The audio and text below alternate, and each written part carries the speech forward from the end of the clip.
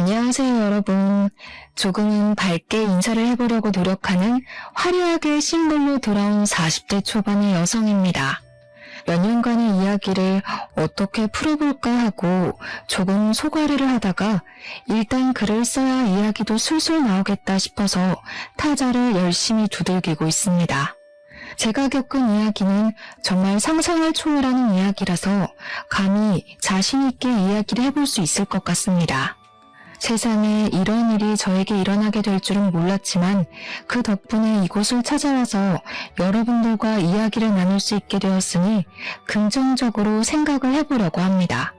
거두절미하고 지금부터 제가 겪었던 꼭 드라마나 영화에나 나올 법한 그 이야기를 시작해보도록 하겠습니다. 정말 세상에 이렇게 염치가 없어도 없을 수 있나 싶은 사람들을 만나보신 적이 있으실까요? 저는 세상에 이런 사람들이 다 있구나 하는 경험을 했습니다. 저희 아버지는 은행에서 정년을 보내신 분이시고 항상 청렴결백한 마음으로 일생을 보내셨던 분이셨습니다. 지점장까지 일을 하셨고 같이 일하는 직원분들에게 항상 윗물이 맑아야 아랫물이 맑다고 하시면서 누구보다 정의롭고 아랫사람들을 위해서 일을 하셨던 분이셨습니다. 그 덕에 저는 항상 아버지를 존경할 수 있었고 저에게도 늘 모범이 되어주시고 교훈이 되어주시는 교과서 같은 분이셨습니다. 저희 어머니께서는 평생을 전업주부로 살면서 아버지를 보필하고 자식들을 키우는 것을 제일 최우선으로 생각하시면서 보내셨던 분이셨습니다. 늘 따뜻한 밥 한 끼 먹는 것을 중요하게 생각하셨던 분이셨기 때문에 저는 집에서 보내는 시간이 가장 행복하고 즐거웠습니다. 부모님께서 저에게 사랑을 주신 만큼 저 또한 밝고 빛나는 사람으로 자랄 수 있었다고 생각합니다.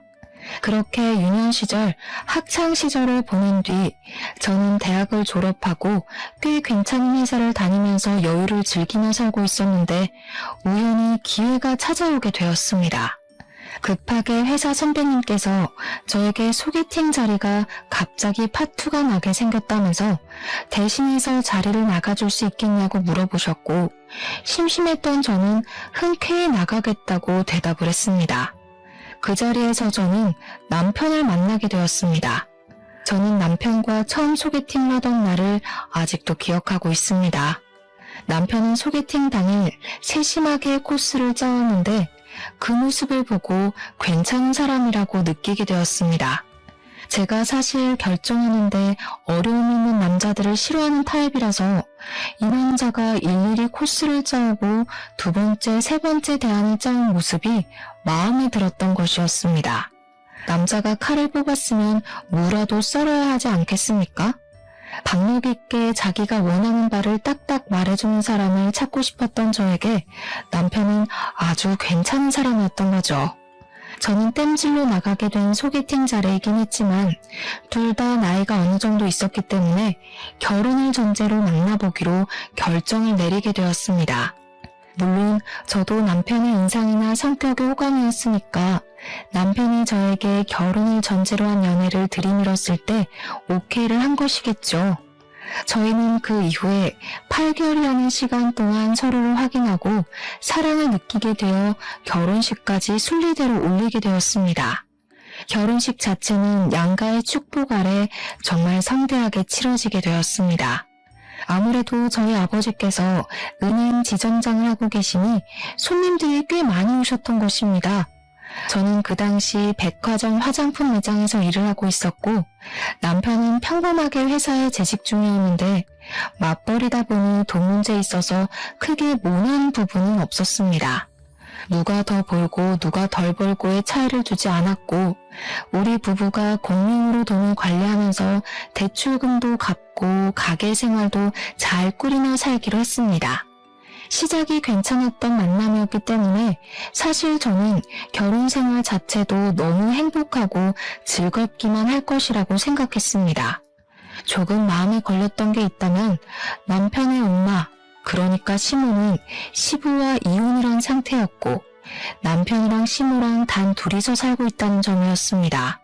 시몬은 딱히 일을 하거나 돈을 벌어오지 않고 있는 돈을 까먹으면서 살고 있는 사람이었습니다.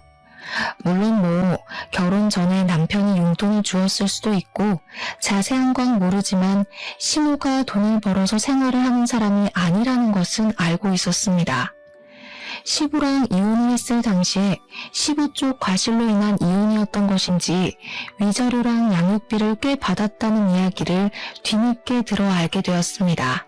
시모는 그 돈을 그저 까먹는 데만 쓰지 않고 주위 사람의 권유를 받아서 부동산에 투자를 했다고 하더라고요. 저는 솔직히 투자 같은 건 무서워서 못하겠던데 시모는 과감한 성격인 건지 사람들의 말만 듣고 바로 투자를 진행했다고 합니다. 그 투자를 했던 땅이 뒤늦게 도로가 뚫리고 개발이 되면서 이익을 엄청나게 보게 되었고 사는데 부족함이 없을 정도로 돈을 긁어모았다고 하더라고요. 시모는 그 투자 하나가 잘 된 것에 기가 살아서 본인이 상당히 재테크를 잘하는 사람이라고 으스대는 걸 즐기고 사람들의 시선을 받는 걸 좋아하시는 분이었습니다. 저에게도 투자를 하고 싶거나 돈을 불리고 싶은 마음이 있으면 본인에게 와서 이야기를 하라고 하셨거든요. 하지만 제대로 공부한 사람도 아니었고 은근 팔랑귀인 부분이 있어서 주위에서 이게 괜찮다더라 하면 일단 투자를 하고 보는 리스크가 많은 투자를 하는 분이셨습니다. 저에게 으스대면서 통장에 돈을 쌓아두는 것만큼 바보 같은 짓 없다고 늘 말씀하셨지만 사실 부동산 투자라는 게 다 그렇지 않겠습니까? 어디가 개발된다더라, 어디에 뭐가 들어선다더라 하는 소문만 듣고 몰렸다가 이도저도 아니게 망하는 사람이 한둘도 아니고요. 그냥 시모는 우연히 주워들은 정보를 가지고 투자를 했던 땅이 재개발이 되면서 로또를 맞은 케이스, 그 이상 그 이하도 아니었습니다. 저는 저희 아버지께서 은행에서 오래 일을 하셨기 때문에 아버지의 투자 방식이 훨씬 더 마음에 들고 안정적이라고 생각을 하고 있었습니다.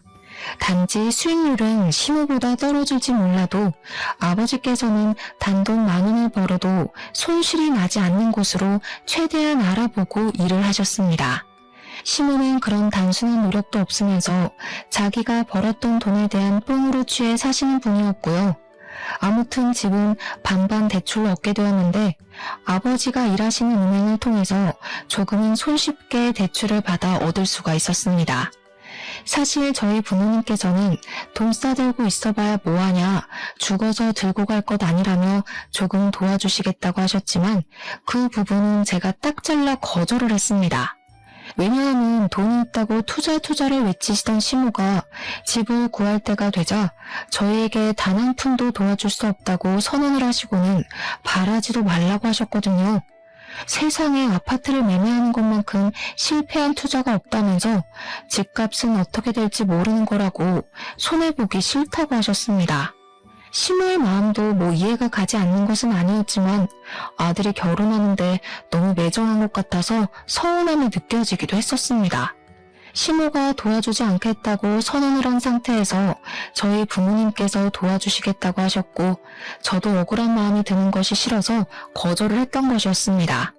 남편에게도 서로 양가해서 돕지 않겠다고 했으니 정확하게 반반 결혼을 하자고 했고 허례허식은 피하기로 결정을 내렸습니다.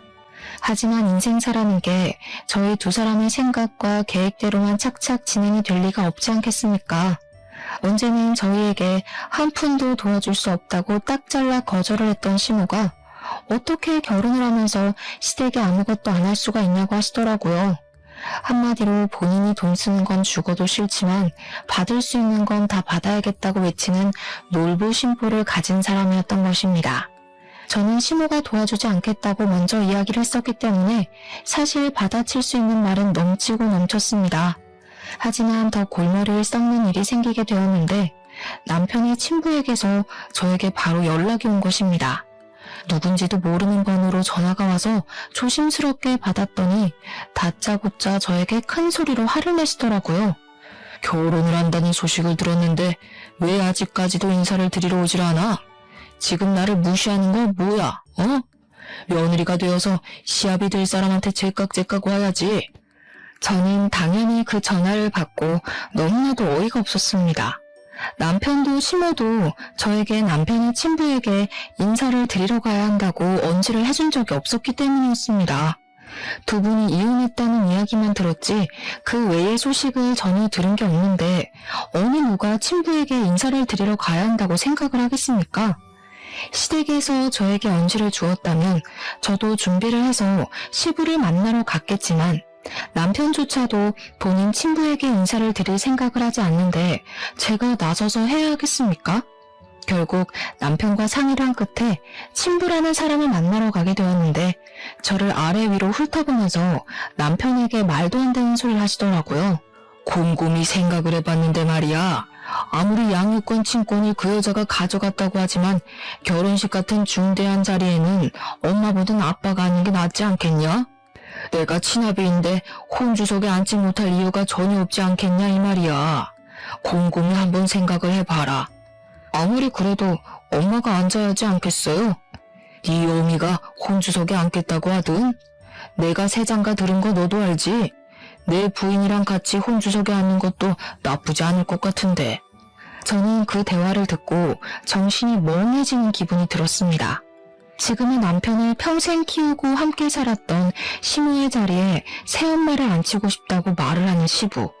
그런 사람을 누가 이해할 수 있겠습니까? 제가 그때라도 이 집안이 상당히 콩가루구나, 정상이 아니구나 하는 걸 느꼈을 때 도망을 쳤어야 하는데 말입니다. 사람은 참 미련하고 바보 같은 동물이지 않겠습니까? 이미 신혼집도 다 구해준 상황에서 그냥 이 상황을 모면해야겠다는 생각밖에 들지 않았기에 저는 필사적으로 대화를 다른 주제로 돌리려고 애를 썼습니다. 그런데 이 바보 같은 남편놈이 무슨 생각으로 그런 소리를 한 건지 시모한테 가가지고 시부 이야기를 고스란히 전달을 한 게 아니겠습니까? 이야기를 전해들은 시모는 노발대발 난리를 치면서 그 정신나간 인간이 노망이 난 것이 틀림없다며 분노를 감추지 않았습니다. 자기가 도대체 애 키우는데 뭘 해주는 게 있다고 혼주석에, 그것도 새 마누라랑 앉겠다고 난리야 난리를. 아버지 말로는 엄마가 어차피 재혼도 안 했는데 혼주석 한 자리를 공석으로 두느니 두 부모가 있는 아버지 쪽에 앉는 게 모양새가 낫지 않겠냐고. 그 쳐 죽여도 시원치 않을 인간이 노망이 났네. 노망이 났어. 얘 며느리야, 너도 그렇게 생각하니? 대답 생각하고 잘해봐봐. 저는 정말 머리가 부서지는 줄 알았습니다. 제가 거기서 무슨 의견을 어떻게 더 내겠나요? 결국에는 시모가 양육권이며 친권이며 전부 들고 있었고 남편을 평생 키워냈으니 시모가 혼주석에 앉기로 마무리가 되었습니다. 물론 어떻게 보면 당연한 이야기인데도 불구하고 이 문제로 거의 3주간 시모와 시부가 싸우고 난리를 쳤으니 제가 얼마나 힘들었겠습니까? 시부는 마지막으로 저에게 상견례 자리에 시모가 떡하니 가서 앉아 있었으니 자기네 집안이랑도 만날 수 있게 자리를 마련하라고 했습니다. 저희 부모님께 그 이야기를 전달할 때 얼마나 얼굴이 화끈거렸는지 모르겠습니다. 결국 시부가 원했던 대로 결혼 전에 시부네 가족들과 함께 간단하게 언약식 비슷한 스몰 웨딩을 준비하기로 했습니다. 친구들 사이에서도 한동안 이슈였어요. 같은 남자랑 2번 결혼한 여자가 되어버린 거니까요. 부끄럽긴 했지만 그때까지만 해도 긍정적으로 생각을 하려 애를 썼습니다. 웨딩드레스도 2번이나 입어보고 아주 신선한 경험을 한다면서 정말 괜찮은 척, 즐기는 척 하는 척쟁이 생활을 하게 되었습니다. 저희 부모님께서 걱정하시는 만큼 제가 더 괜찮다는 모습을 보여드려야 할 것 같아서 말입니다. 하지만 이것들이 모조리 제 발목을 잡을 일이었다는 걸 그때는 왜 몰랐을까요? 다시 생각해도 조상님이 몇 번이나 이 결혼을 말렸었던 게 틀림없습니다.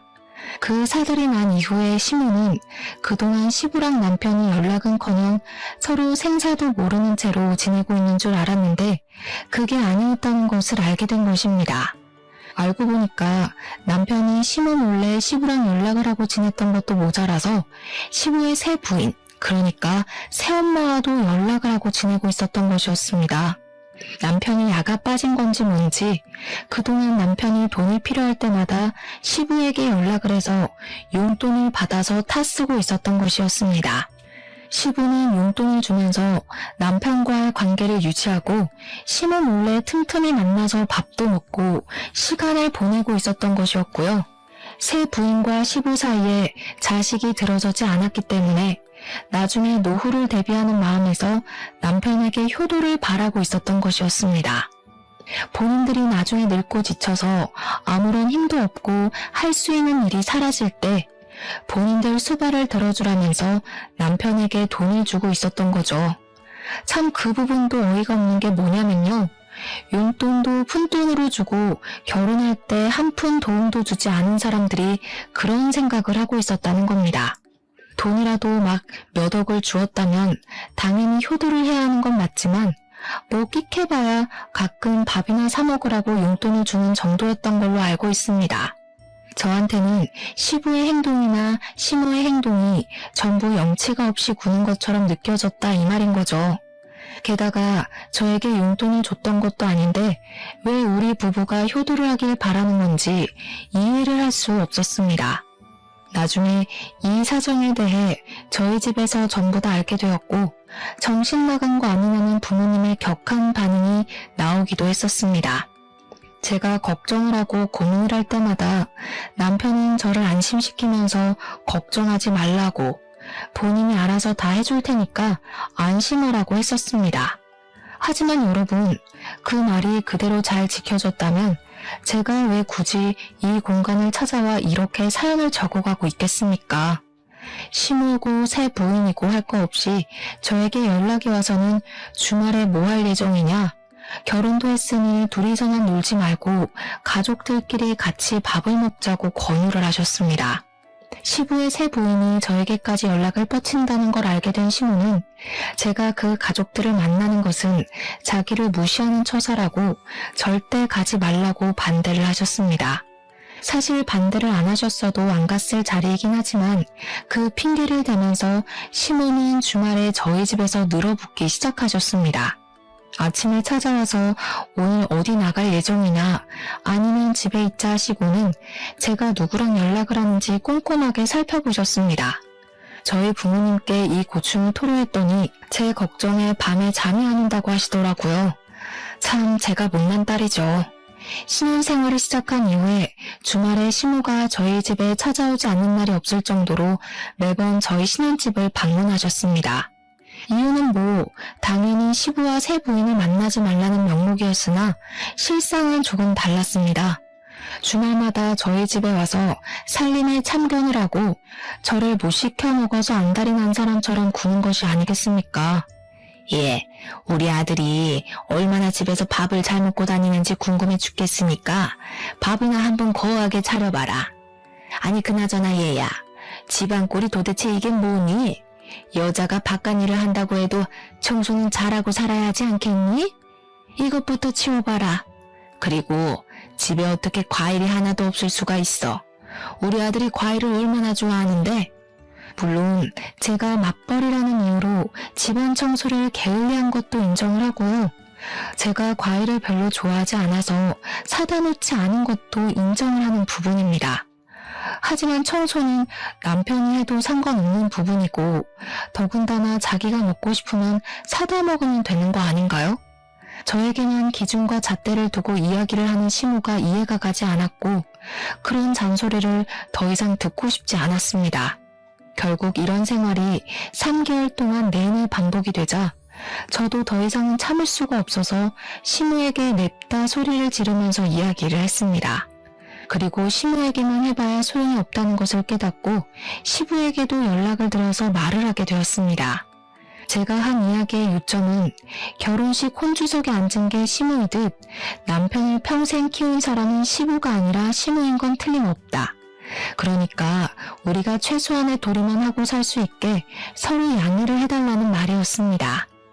시모가 계속 시부에게 신경을 곤두세우니 가운데서 새우등 터지는 건 저뿐이었거든요. 제가 언제까지 양쪽의 눈치만 보면서 살 수는 없지 않겠습니까? 시모와 시부한테도 서로 알아듣게 잘 이야기를 했으니 주말에는 제발 집에서 가만히 시체처럼 쉴 수 있게 도와달라고 읍소를 했습니다. 정말 저희 부모님께도 그렇게 애원을 해본 적이 없는 것 같은데 말입니다. 제 말은 서로 제발 신경을 곤두세워서 누구한테 더 잘하는 만에 이런 소리 하지 마시라는 거예요. 저희도 이제 부부간의 생활을 시작하게 되었으니 존중해 주셨으면 좋겠습니다. 저희 부부 맞벌이로 일을 하고 있는데 저도 쉴 시간이 필요하다고요. 제가 백화점 화장품 브랜드 매장에서 일을 하고 있었기 때문에 사실은 평일보다 주말이 더 바쁜 직종이긴 했습니다. 그런데 제가 연차가 많이 쌓여 있어서 휴무일 조정이 쉽고 신혼부부라서 주말에 쉴 수 있게 배려도 받았단 말입니다. 하지만 시모가 매번 그렇게 찾아와서 저를 감시하고 있는데 어떻게 쉬겠습니까? 차라리 출근을 해야겠다는 생각이 들 정도였습니다. 백화점이라는 게 1년 365일 쉬지 않고 돌아가는데 오죽하면 출근을 해서 일을 하는 게 낫겠다고 생각을 하겠냔 말입니다. 제가 전화로 난리를 치우자 결국 시모도 시부도 저한테 불만이 쌓인 채로 휴전 아닌 휴전을 하게 되었습니다.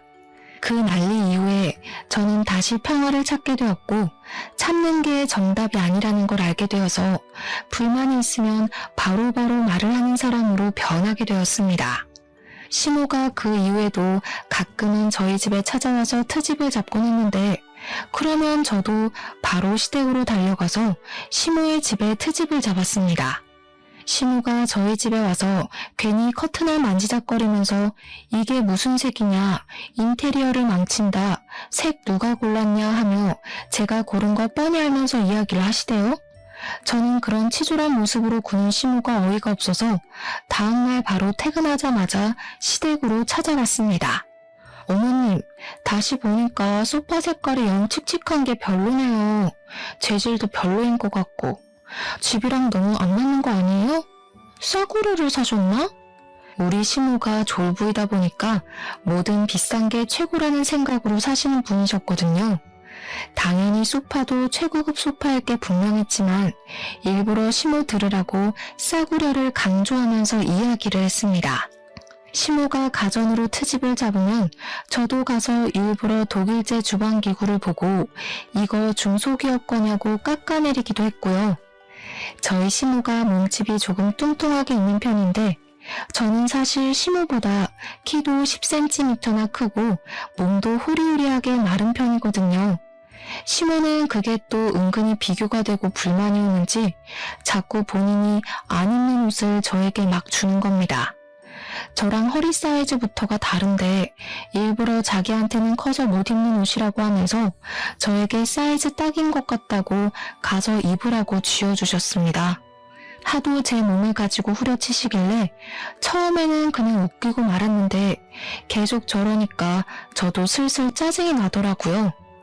어머님, 이거 딱 보기에도 사이즈가 안 맞아 보이지 않으세요? 어머님 보는 눈이 진짜 없으시다. 저 허리 27 사이즈 입어요. 어머님은 넉넉한 거 찾으셔서 고무줄 바지만 입으시잖아요. 저 이거 안 맞아요. 혹시 이거 한번 입어보신 거 아니에요? 허리가 늘어난 것 같아서요. 은근히 야들야들하게 굴면서 시모를 깎아내리니까 처음에는 시모도 발끈하면서 저한테 난리를 치더니 나중에 가서는 제가 별로다 하니 권하지 않으시더라고요. 저한테 타격을 주는 것보단 본인이 타격을 입는 게 더 많다고 생각이 들었는지 옷을 권하지 않으시는데 참 무슨 심보인지 이해가 가질 않았습니다.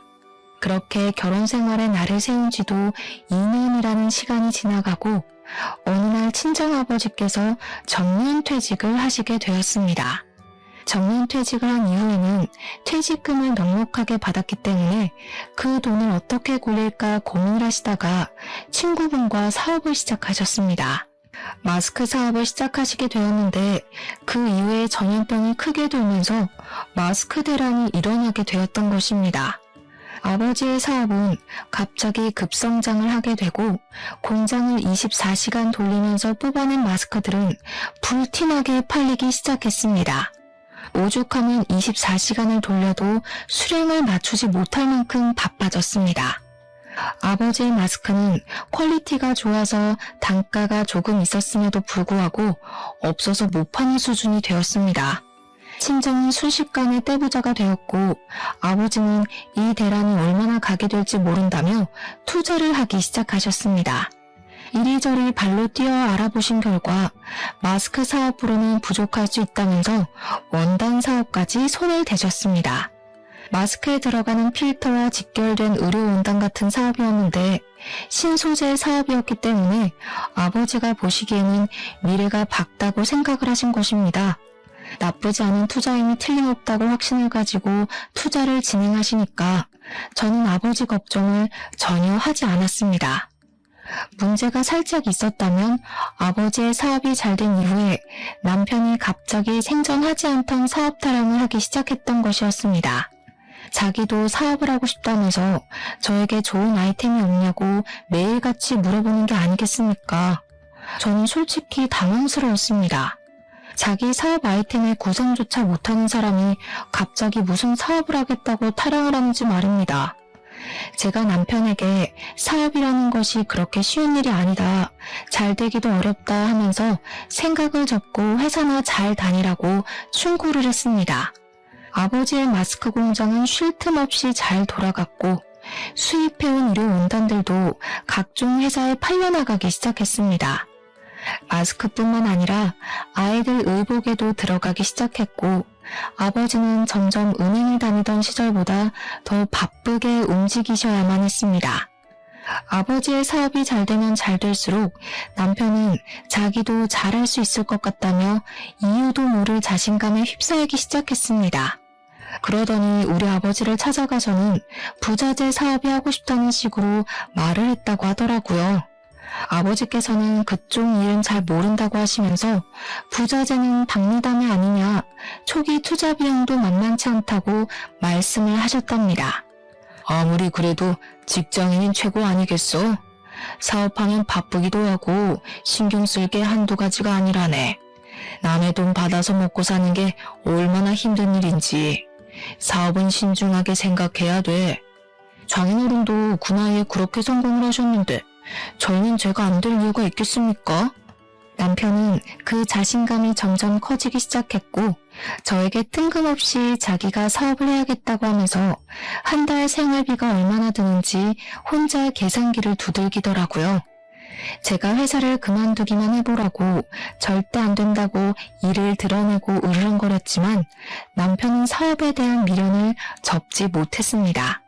한술 더 떠서 시모가 글쎄 남편에게 남자가 사업하면 좋지 않겠냐고 투자를 해주겠다고 선뜻 말씀을 하셨습니다. 아니 투자를 할 돈이 있으면 우리 집 대출금이나 좀 갚아주지 말입니다. 남편은 시모의 응원에 힘입어서 돌연 회사를 그만두고 퇴직금 받은 돈에 시모에게 투자받은 돈까지 더해서 부자재 사업을 시작했습니다. 마스크가 불티나게 팔리게 되면서 사람들이 액세서리를 찾기 시작했고 더불어 마스크 줄이 같이 팔리게 되었는데 남편은 그걸 노린 것이었습니다.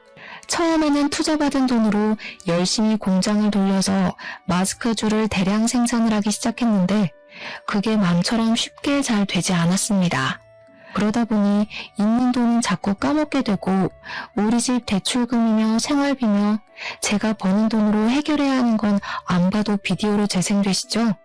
하지만 여러분들도 대충 알다시피 백화점 화장품 판매 사원이 돈을 벌어봐야 얼마나 벌겠냐 이 말입니다. 시간이 흐르면 흐를수록 생활비가 점점 부족해지기 시작했고 저는 남편에게 제발 사업에 그만 눈을 돌리고 직장 생활하면서 돈을 벌어오라고 부탁을 했습니다. 그런데 제가 그 말을 할 때마다 시모가 계속 참견을 하면서 저에게 핀잔을 주시는 게 아니겠습니까? 남편이 하는 일에 토달지 말아라. 어디 여자가 남자 바깥 일에 신경을 쓰고 그러니? 알아서 잘 하겠지. 우리 아들이 얼마나 똑똑한 아인데 떼부자가 하루아침에 되냐? 결국 저는 몰려드는 압박과 쉴 새 없이 빠져나가는 돈 때문에 생활비가 부족해지는 위기에 봉착했고 대출금을 갚기 위해 아버지께 돈을 빌려야 했습니다. 그런데 아빠가 제 사정을 전부 들으시고는 아주 단호하게 그런 말을 하시더라고요. 대출금을 전부 대납을 해줄 테니 집 명의를 제 명의로 바꾸라고 말입니다. 남편과 상의를 해보고 진행을 해야 할 것 같아서 집에 돌아와서 아버지가 저에게 해준 말씀을 전달을 했더니 남편의 표정이 오묘하더라고요. 남편은 사업이 만만치 않음을 느끼고 좌절해가고 있었던 시점이었는데 아버지께서 집 대출금을 전부 갚아준다고 하니까 명의 따위 바꾸는 게 뭐가 대수냐고 당장 하라고 하더라고요. 그 이야기를 들은 시모만 뾰루통에 있었습니다. 대출금 갚아주신다니까 감사하긴 한데 명의는 왜 바꾸라고 하시냐? 누가 그 집 홀라당 까먹는다냐? 또 모르죠. 나중에 집 담보대출이라도 잡히면 큰일이지 않겠어요? 그 뒤로는 시모 말도 깡그리 무시했죠 뭐. 시모고 시부고 집 갚는데 돈 한 푼 안 보탠 사람이 무슨 할 말이 많다고 그렇게 참견을 해대는지. 아무튼 남편의 사업은 1년 가까이 침체기를 맞이하다가 아주 예상도 못한 시점에 갑자기 대박이 터지게 되었습니다. 그건 바로 남편이 외국의 캐릭터의 액세서리를 무리하게 계약을 해가지고 국내에 들여오게 되었는데 정말 뜬금없는 타이밍에 그 캐릭터가 인기를 얻게 된 것입니다. 국내에서 입소문을 타고 유명해지기 시작하자 팔리지도 않던 부자재가 미친 듯이 팔리기 시작했습니다. 남편은 마스크줄 판매를 바로 접고 그 캐릭터의 액세서리 위주로 공장에서 물건을 찍어내고 납품을 시작하게 되었습니다. 사업이라는 게 정말 한 치 앞도 예상할 수 없는 일이더라고요. 남편의 사업이 언제 침체기를 겪었냐는 듯이 갑자기 승승장구를 하게 되었습니다. 근데 우리 남편이 그 캐릭터를 무리해서 계약했을 당시 돈이 없어서 우리 아버지에게 투자금을 빌린 적이 있었습니다. 저는 아버지에게 이 사람이 다시 직장에 다니는 것이 좋겠다, 도와주지 말라고 이야기를 했었는데 아버지는 사업을 시작했으면 실패도 겪어봐야 성장하는 법이라고 하셨습니다. 그래서 꽤 큰 돈을 턱 빌려주셨는데 그 돈이 무려 2억이나 되었습니다. 그 캐릭터가 사실 해외에서도 그다지 인기가 있었던 캐릭터는 아니라서 부자재를 거의 독점으로 들여오는데 그 돈이 필요했던 것입니다. 그걸 아버지한테 빌려서 계약을 하게 되었는데 이젠 뭐 그 돈을 갚고도 남을 만큼 매출이 훌쩍 뛰게 되었습니다. 그런데 정말 반전으로 그때 저희 아버지의 사업이 갑자기 내리막길을 걷게 되었습니다.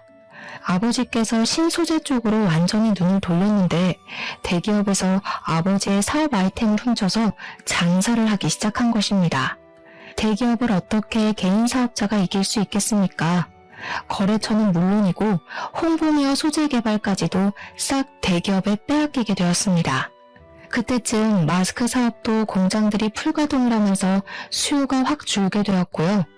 아버지의 사업이 크게 휘청하게 되었는데 남편의 사업은 나날이 고공행진을 하고 있었습니다. 남편은 독하게도 남편의 공장이 아닌 다른 공장에서 카피해서 판매를 하는 그 캐릭터들을 전부 신고해서 완전히 시장을 독점하고 있었습니다.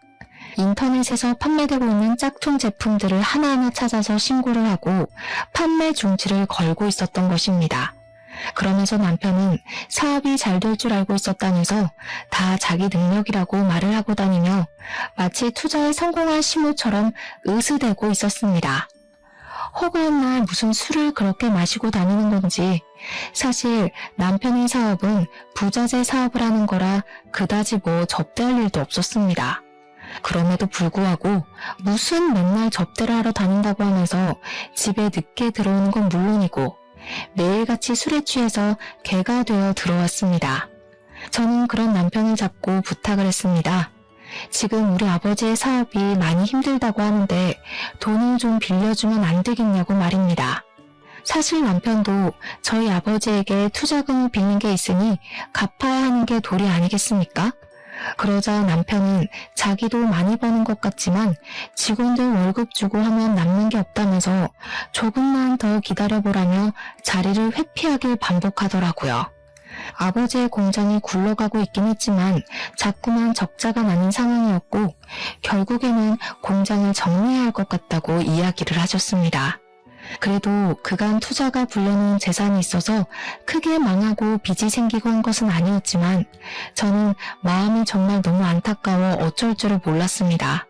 남편에게 일부라도 투자금을 상환해 주기를 부탁하기도 했었습니다. 2억이 갑자기 생기면 부모님의 노후자금으로 충분할 것 같다고 생각을 했기 때문에 남편을 붙잡고 진지하게 이야기를 한 것입니다. 남편은 알겠다고 하면서 매달 돈을 갚아 나가겠다고 약속을 했는데 참 나중에 아버지께 들어서 알게 되었습니다. 우리 남편이 투자금을 갚겠다고 하면서 매달 50만 원이라는 돈을 보냈다는 것입니다. 거기서 저는 이성을 잃었죠. 시모는 본인 아들이 매달 50만 원을 보내는 것에 감사할 줄 알아야지 가족들끼리 돈 문제로 얼굴 붉히고 따지는 게 아니라는 식으로 말을 하시더라고요. 저는 남편이 우리 아버지에게 빌린 돈을 갚아야 하는 건 당연한 거다. 어려울 때 도움을 받았으니 우리 아버지 사업이 어려울 때 도와야 하는 거라고 했습니다. 하지만 시모는 저의 그런 생각 자체가 틀려먹은 것이라고 이야기를 하는 것이 아니겠습니까? 하루는 시모가 우리 집에 참견을 하러 오셨다가 지갑을 두고 가시는 바람에 제가 시모의 집으로 오랜만에 방문을 하게 되었습니다. 사실 지갑만 두고 나오려고 했는데 현관에 있던 주문이 바뀐 걸 보고 우아해서 집으로 들어가게 되었습니다. 저 정말 너무 깜짝 놀랐잖아요.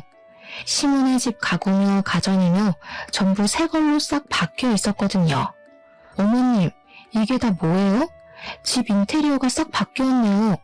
그러니까 시모가 갑자기 동공이 막 흔들리면서 너무나도 당황을 하시는 게 아니겠습니까? 그냥 바꿨으면 바꿨다고 하면 되는데 말입니다. 그 순간 저에게 촉이라는 게 싹 꽂혀 들어왔는데 냉장고, TV, 공기청정기, 세탁기, 건조기, 청소기 전부 새 것으로 바뀐 게 시모가 무슨 돈이 있어서 이걸 다 샀나 싶더라고요. 물론 시모도 바꾸려면 한 번에 바꿀 재력이 없는 건 아니지만 평소에 가전 바꾸는 것에 그다지 신경을 쓰지 않던 분이셨거든요. 이거 혹시 전부 남편이 바꿔준 거예요? 아니, 우리 아들이 혼자 사는 내가 적적해 보인다고 사줬다 왜? 너무 당당하게 이야기를 하시는데 우리 아버지한테는 돈 없다고 한 달에 고작 50만 원 보내는 주제에 몇백, 아니 몇천만 원을 줘가면서 시댁 가구를 바꿔준 게 말이 됩니까? 그것도 멀쩡하게 잘 쓸 수 있는 상품들을. 죄다 새 걸로 교체를 했다는 게 사치 그 이상도 이하도 아니게 느껴졌습니다. 저는 그때 남편에게 정말 조금 남아있던 정까지 모두 다 털려버렸습니다. 저는 바로 친정으로 찾아가 이 모든 사실을 이야기를 했습니다. 아버지, 나 이혼하고 싶은데 지금 살고 있는 집 명의가 제 명의지 않겠어요? 그러니 이혼하고 이 집 팔아서 아버지 사업 급한부를 끄면 어때요? 아버지께서는 제가 이혼하고 싶어하는 이유에 대해 쭉 들어보시더니 곰곰이 생각을 하기 시작하셨습니다. 한참 뒤에 벌떡 일어나셔서 저에게 무슨 종이를 하나 내밀면서 도저히 괘씸해서 안 되겠다고 이대로 이혼만 하면 억울하지 않겠냐고 하시더라고요. 그 종이를 읽어보니까 변호사 공증까지 받은 차용증이 아니겠습니까? 자세한 내용에는 남편에게 빌려주었던 돈에 대한 차용증과 그 투자금을 갚지 못할 경우 남편의 회사에 지분을 행사할 수 있다는 공증이 적혀 있었습니다. 애초에 사업을 허투루 하지 않으시는 아버지의 성격이 고스란히 묻어나는 대목이기도 했습니다. 어떤 경우가 올지 몰라서 미리 그 지분에 대한 영향력을 행사하겠다고 변호사 공증을 받아놓으셨고 사업을 처음 시작한 남편은 뭣도 모르고 도장을 찍은 겁니다.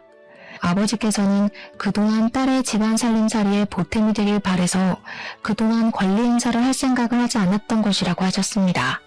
하지만 이혼을 이야기한 마당에 이런 것이 다 무슨 소용이냐고 지켜만 보고 있을 순 없다고 하셨습니다. 그러더니 남편에게 친정으로 오라고 부르셨고 이 모질이 같은 남편은 상황 파악도 전혀 하지 못하고 친정에 와서 떵떵거리더라고요. 제가 월 50만 원 드리는 걸로 부족해요? 사업 실패할 걸 생각하시고 움직이셨어야죠. 어떻게 마냥 사업이 잘 되기만 하겠어요? 미리미리 대비를 하셨어야지. 제가 그 말에 너무 화가 나서 부들부들 떨고 있는데 저희 아버지께서는 태연자약하게 이야기를 하시더라고요. 우리 딸이 자네랑 이혼을 하겠다고 하는데 내가 자네의 만행을 언제까지 지켜봐 줄 수 없지 않겠나? 이거 기억나지? 그러면서 미리 준비해 두셨던 차용증 서류를 꺼내서 남편의 얼굴 앞에 떡하니 들이미셨습니다. 남편이 그걸 읽더니 무척이나 당황해하면서 머리를 긁더라고요. 저도 기억이 나긴 하는데요. 이것도 당장 갚을 돈이 있어야지 갚지 않겠습니까? 아시다시피 저도 매달 50만 원 드리는 게 버거워서요. 갑자기 태도를 바꾸는데 헛웃음이 나더라고요. 이렇게 염치도 없고 눈치도 없는 새끼랑 그 시간을 어떻게 버티며 보낸 건지 참으로 제가 미련스럽고 바보같이 느껴졌습니다. 아버지께서는 오히려 여유롭게 남편에게 이야기를 하셨습니다. 그럼 내가 사업에 대한 권리를 찾아오는 수밖에 없겠구먼. 투자금 2억에 대한 기본 35%만큼의 권리를 행사하도록 하겠네. 수익도 당연히 그만큼 나에게 나눠야 할 것이고 자네가 하고 있는 캐릭터 사업에 대한 저작권 또한 나눠 가지는 게 좋겠군. 아니, 35%나 행사를 하시겠다고요? 자네 처음 사업할 때 얼마 들고 했나? 내가 투자해준 2억이 거의 반 이상이라고 알고 있는데 말이야. 내가 35%로 정한 것도 우리 딸을 위해서 했던 거지. 말 맞다나 내가 그 회사의 반 이상의 지분을 가져도 자넨 할 말 없어. 남편은 아버지께 시간을 조금 더 달라고 이야기를 한 뒤 저를 보면서 집에 가자고 일어나라고 하더라고요. 이 눈치 없는 새끼는 귓구멍이 막힌 건지 불과 몇 분 전에 제가 이혼하겠다고 말을 했던 건 듣지도 않았나 봅니다. 내가 당신을 왜 따라가? 나 이혼할 거라니까. 그리고 그 집도 내 집인 거 알지? 가도 당신은 시댁으로 가. 내 집에 발 디딜 생각하지 말고. 남편이 씩씩거리면서 친정을 나섰고 그 이후에 며칠 동안 변호사를 만나서 아버지께 돈을 주지 않을 방법을 찾으러 다니는 것 같았습니다. 그런데 남편이 이미 인간도전까지 꽝꽝 찍은 마당에 무슨 별다른 방법이 존재할 리 없지 않겠습니까? 아버지께서는 더 기다려주지 않고 바로 추심에 들어가기 시작했고 법적 공방이 지지부진하게 이루어지다가 결국에는 남편이 아버지께로 돈을 배분하라는 판결이 나왔습니다. 한번 그런 판결이 나오니 저작권에 대한 권리까지 아버지께 일부 양도가 되었습니다. 그 사이에 저는 남편을 그냥 두고 보지 않고 바로 이혼 소송에 돌입을 했고요. 그 소식을 전부 전해들은 시모는 저를 찾아와 제 멱살을 잡아 올렸습니다. 배은망덕하게 여태 같이 살아준 남편을 배신하고 돈독이 올라서는. 그 말에 너무 열이 받은 저는 시모의 멱살을 같이 잡아 올렸습니다. 제가 그렇게 힘이 셀 거라고 예상을 못한 건지 시모는 놀라서 어쩔 줄 몰라 하더라고요. 지금 누가 누구 보고 배은망덕을 입에 올리는 겁니까? 투자금 받을 때는 세상 효자인 척하면서 평생 효도하겠다고 하더니 월에 50만 원이 줘요? 꼴랑? 시몬의 집에 있는 가정가구들은 몇 천만 원 주고 싹 바꿔주면서 돈 없다고 난리를 피우는 게 효도입니까? 그러면서 멱살을 잡고 흔드는데 제가 시모보다 좁기 10cm는 더 크니 시모가 바람에 부는 갈대처럼 흔들리더라고요. 결국 그날 시모는 본전도 못 찾고 돌아가고 남편은 저희 아버지께 수익 배분을 시작했으며 아버지는 그 캐릭터에 대한 사용권을 인정받았습니다. 남편 보란듯이 마스크며 뭐며 그 캐릭터들을 죄다 찍어내기 시작했습니다. 거기다가 일부러 다른 업체들이 사용할 수 있도록 저작권의 다중계약을 찍어내기 시작했습니다. 당연히 아버지께서도 지분을 인정받았기에 법적으로 아무런 문제가 되지 않더라고요. 당연히 이쪽 저쪽 업체마다 아버지께 연락이 와서 캐릭터의 사용권에 대한 계약을 하기 시작했고 시장에 별로 풀리지 않았던 상품들이 마구잡이로 쏟아지기 시작했습니다. 공급되는 양이 늘어나니까 당연히 남편의 사업권 또한 똥값이 되었습니다. 아버지께서는 그 틈에 사업을 전부 정리하셨고 저 또한 값이 오른 신혼집을 팔아서 정리하고 친정으로 들어왔습니다. 전부 다 정리를 마치고 나니까 직원들 퇴직금을 전부 정산해주고도 넉넉하게 먹고 살 만큼의 돈이 남더라고요. 남편은 그 이후에 점점 입지가 좁아지기 시작했고 캐릭터 사업으로 인해 갑질을 했던 부분으로 인해 사업에 차질이 생겼습니다. 남편의 사업이 빚더미에 앉자 시모가 땅 투기를 해서 벌어두었던 돈까지 모두 날렸다고 하더라고요. 시부는 당연히 손댔고요. 사람의 은혜를 받았으면 당연히 베풀 줄도 알아야 하는 것 아니겠습니까? 염치도 없는 인간들이 제대로 벌받은 거죠. 개구리 올챙이적 시절 기억 못한다고 남편과 시모가 결국 이사달이 나서 쫄딱 망할 줄 알았습니다. 제 속이 시원해지고 나니까 이렇게 속풀이 사연도 올려볼 수 있게 되었네요. 모쪼록 평안한 하루 보내시고 받은 게 있으면 그만큼 베풀 줄도 아는 여러분이 되길 바라면서 이만 글을 줄이겠습니다.